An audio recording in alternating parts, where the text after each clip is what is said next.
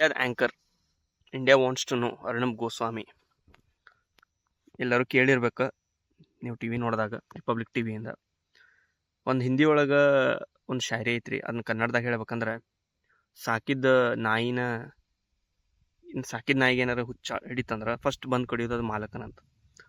ಇದನ್ನ ಯಾಕೆ ಹೇಳತ್ತೇನಂದ್ರೆ, ಈಗ ರೀಸೆಂಟಾಗಿ 3-4 ಡೇಸ್ ಮೊದಲು ಅರ್ಣಬ್ ಅಣ್ಣಾರ BJPನ ಹಚ್ಚಿ ತೊಳ್ಯಾಕತ್ಬಿಟ್ಟಾರೆ. ಮಜಾ ಬರಾಕತ್ತೈತೆ ನೋಡಕ್ಕೆ.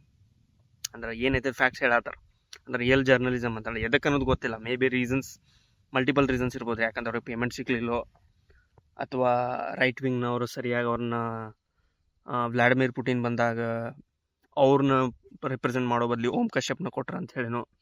ಸೊ ಇಂಥವೇನಾರು ಇರ್ಬೇಕು.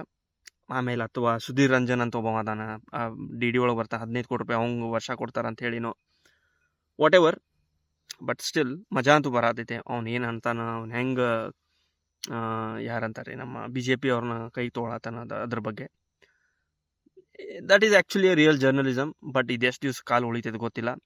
So Arnab Goswami, you are doing a good job. ಇದನ್ನು ಕಂಟಿನ್ಯೂ ಮಾಡ ಅಂದ್ರೆ ಸ್ವಲ್ಪ ಏನಾರು BJPದವ್ರಿಗೆ ಬುದ್ಧಿ ಬರ್ತೈತಿ. ನಾ ಯಾವುದೋ ಪಕ್ಷದಲ್ಲೇ ಮಾತಾಡತ್ತಿಲ್ರಿ.